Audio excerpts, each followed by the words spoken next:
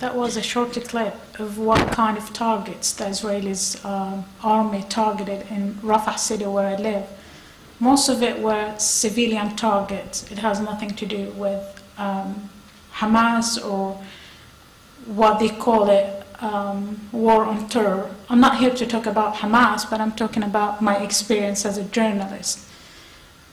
Those 22 days that the people in my city or in the south, because I was covering the south, it was the most difficult time we ever had.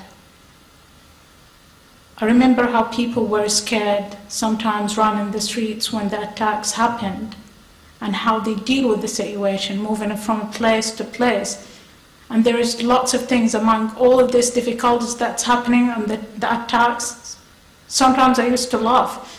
It's not because I'm happy with what's going on, but because sometimes there is situation make you really want to do something, but you cannot. You want to cry, you want to help, you cannot. So you just say, okay, I'm going to laugh. I cannot do anything, otherwise I'm going to get sick of all of what's going on. So the question that I was asking most of the time for people, and I was waiting an answer, and this is what my film talking about. Why do you think the Israelis' army doing this? And I was expecting an answer from the people. So the majority didn't know what to answer. I asked a child from Gaza City, lost her parents. Why do you think this happened? A child, she will answer from her perspective as a child. She said, I think they don't want us to live like them. They don't want to have us. They don't want to have us. They don't want us to have parents. They want us to live as orphans. She's a child. She lost her parents, so this is the way she was thinking. I asked that man in this video, why do you think the Israelis doing this, the Israelis' army, from your perspective? In the beginning, he said, I don't know. But then he said, is that all because people elected Hamas? So people themselves are confused why this is happening. 3 years ago when I came to the United States, I told myself people in the United States are really ignorant. But with the time, I realized that people wanted to know about what's going on if they find somebody to talk. I got many questions about the situation in Gaza, but we'll talk about my experience with my house, because people ask me why Palestinians elected Hamas, why people think this is actually happening.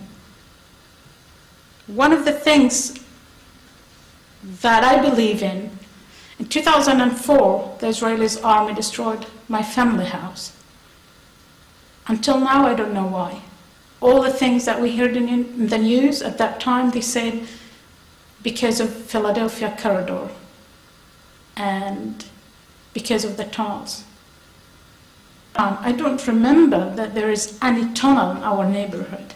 They destroyed all the neighborhood. So I started to join things and connect it in my mind. Where is Hamas of all of that? Hamas is not there. It's 2004, and now they call it war on terror on Hamas. Why they destroyed 15,000 houses in Gaza Strip in 2009, it's just a strategy that the Israeli army had. And this is all what they do. Just keep the people in tiny area called the Gaza Strip under siege, suffer a lot, and don't know what to do. And the more that they tie this life for them, maybe they think to leave. And this is what exactly they think. So make it a miserable life for the Palestinians of Gaza Strip, so they leave. And the only exit is Egypt. Some people ask me a question about the wall as well, the Egyptian wall. And one of the people said the wall that the Israelis started before the Egyptian wall, that maybe we'll talk about a little bit. They said the wall started in 2000 after the suicide bombers started their operation in Israel. And I will say it's a wrong answer, because I grew up in Rafah city, it's on the border area. Since I born, I saw that short wall It was like 2 meters tall, or maybe 1 meter 70 centimeters tall. Because I used to go with my parents to our cousins in Egypt, the other side of Rafah city, because we have cousins. After they put that wall and after they put the fence, we split for 2 groups. I have cousins in Rafah, Sinai, and my family still in Rafah, Gaza Strip. So the wall was there. I see the wall every day. But in 2000, it was another strategy of the Israeli army to change that. We want now higher wall. We want to destroy more houses and kick people away of the land. And this is what they did. They destroyed more than 3,000 homes. Still thinking, where is Hamas of all of that in 2004? It was between 2000 to 2004. That what we call the second intifada when it started.